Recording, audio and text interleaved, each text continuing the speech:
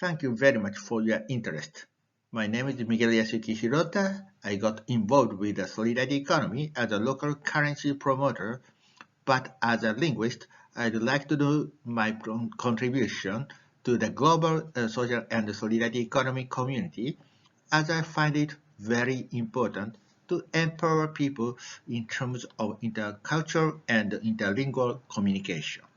That's why I made this PowerPoint, and I hope you like the contents. Traditionally, the official languages in the social and solidarity economy world have been English, French, and Spanish because these three languages can cover a huge part of the world.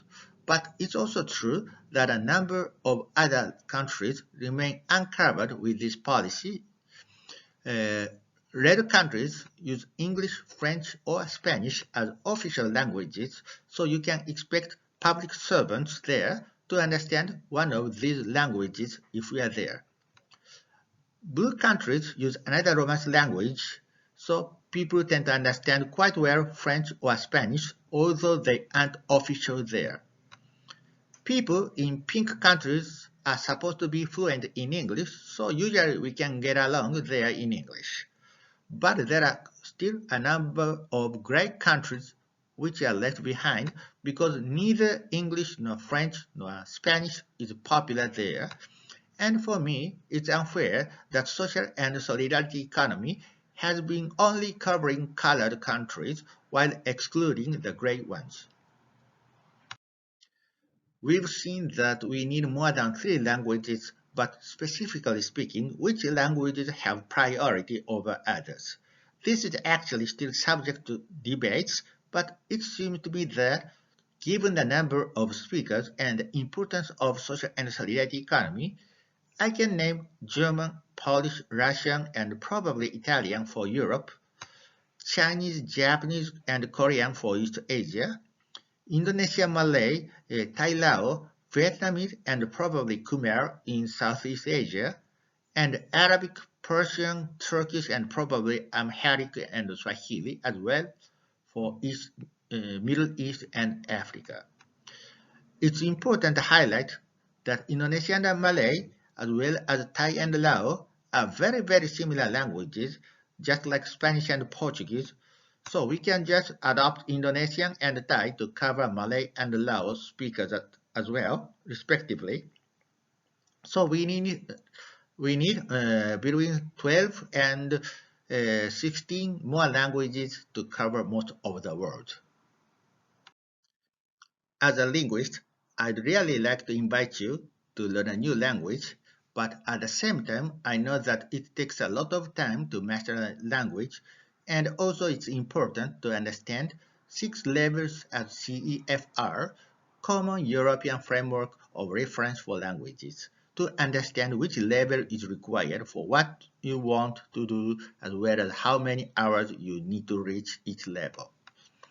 A2 enables you to have very basic conversation, but it's not enough for you to use that language for professional purposes.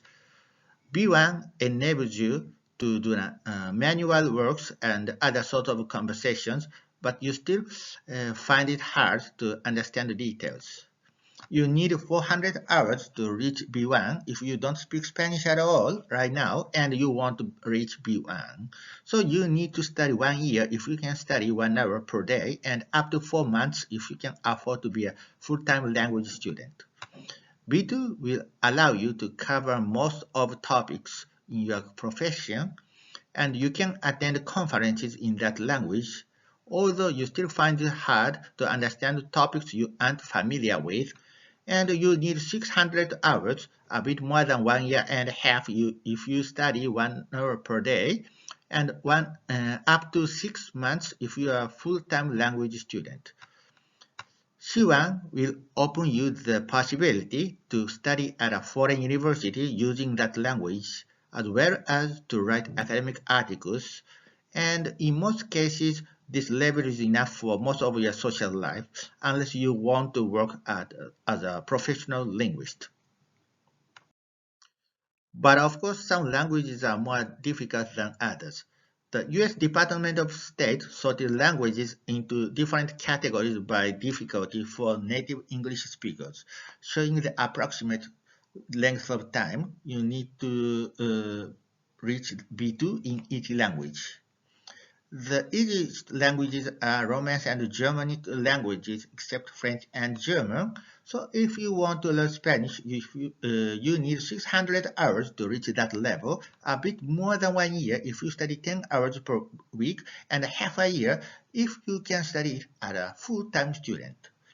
French takes a bit more time, taking 2 years if you learn it 1 hour per day, and German is just as difficult as Indonesian and Swahili, taking 8 months if you are a full-time student, and 2 years and a half if you study it 1 hour per day. Most other languages such as Greek, Hindi, Persian, Russian, Thai, and Turkish are slightly more difficult than German or Indonesian, taking 3 years if you study it 1 year per day, or 10 months if you are a full-time student. The biggest challenge are East Asian languages, namely Chinese, Japanese, and Korean, as well as Arabic, which takes double of most other languages. Of course, the length changes if your first language is another. For instance, Russian should be much easier for native Polish speakers, but you can get some idea on how much time you need to learn a language from this table. So, if you are willing to learn a language, or if you are already learning a language, and if you want to improve it, I'd like to ask these questions to start coaching you. First, what is your native language and what other languages you already know? Second, what languages do you want to learn? Third, what is the level you want to reach, B1, B2, or C1? And how much time per week can you spend to learn a language? Usually, less textbooks are available as you advance in your language study, so I'd like to give you some tips after you finish the basic level, namely A2 or B1 in CEFR.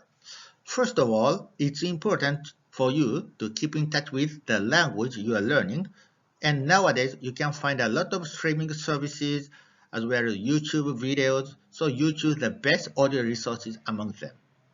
The same is true with reading, and well-written articles also help you improve your oral and your written expression skill.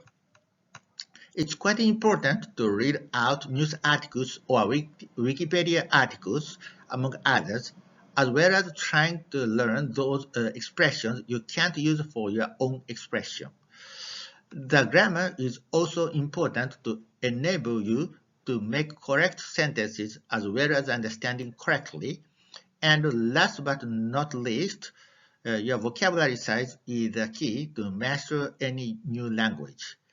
I'd like to underscore that the whole process can be done by self-learning without having to count with a language teacher. There are plenty of useful online resources, but I'd like to name just a few. First of all, The Little Prince by Saint-Exupéry has been translated into a number of languages, and quite often you can get the translation in the language you are learning. You already know the story, so it's about having a practice to read a book, and then you can choose other useful resources more related to social and solidarity economy, such as Universal Declaration of Human Rights and the United Nations Resolution on the Sustainable Development Goal. There are also quite a few speech reader websites which read out texts, and it will help you pronounce correctly each sentence as well as improving your listening skill. Also, machine translations such as Google Translate and DeepL are very useful. In my opinion, it's even more important to have a coach than to have a language teacher.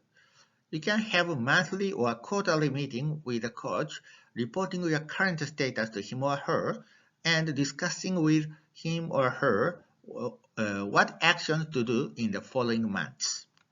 I suppose this regular checking will help you speed up your learning, and sometimes it's important to see how your own lifestyle can be changed so more time can be spent to learn the language.